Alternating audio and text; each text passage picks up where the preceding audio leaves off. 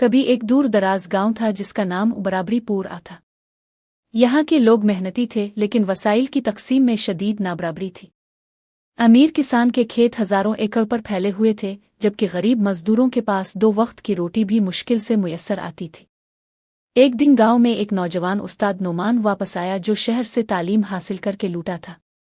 اس نے جان رالز کے نظریہ انصاف کو پڑھا تھا اور سوچا کہ اگر گاؤں میں اس اصول کو اپنایا جائے تو شاید سب کی زندگی بہتر ہو سکتی ہے۔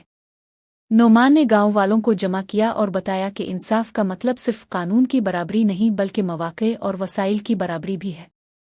اس نے رالز کے اور ڈفرنس پرنسپل کی وضاحت کی، اگر کوئی شخص زیادہ کماتا ہے تو اس کا فائدہ سب سے کمزور کو بھی ہونا چاہیے۔ شروع میں امیر کسانوں نے سخت مخالفت کی۔ وہ کہنے لگے، ہم نے محنت سے سب کچھ کمایا ہے، کیوں بانٹیں؟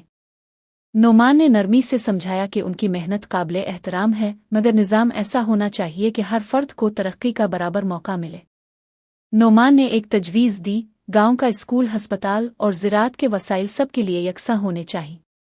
جو امیر ہیں وہ تھوڑا زیادہ ٹیکس دیں تاکہ غریب بچوں کو تعلیم، صحت اور کھاد میسر ہو۔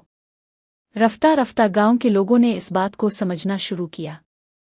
بچوں کو اسکول میں داخل کیا گیا، خواتین کو سلائی سکھانے کے مراکز بنے اور ایک چھوٹا سا کوآپریٹو فارم بھی شروع کیا گیا جہاں سب مل کر کام کرتے۔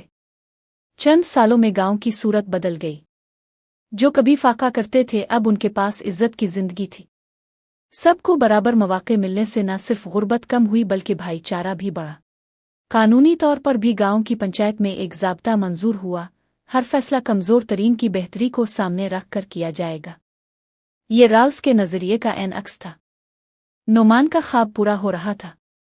اسے معلوم تھا کہ مکمل مساوات ممکن نہیں، لیکن اگر نیت صاف ہو تو انصاف کی راہ میں بہت کچھ بدلا جا سکتا ہے۔ برابری پور اب ایک مثال بن چکا تھا۔ آخر میں گاؤں والوں نے ایک تختی لگائی جس پر لکھا تھا، انصاف وہی جو سب کے لیے ہو، طاقتور سے لے کر کمزور تک۔ یہ کہانی اس بات کا ثبوت ہے کہ اگر انصاف کا نظریہ عملی ہو جائے تو دنیا بدل سکتی ہے۔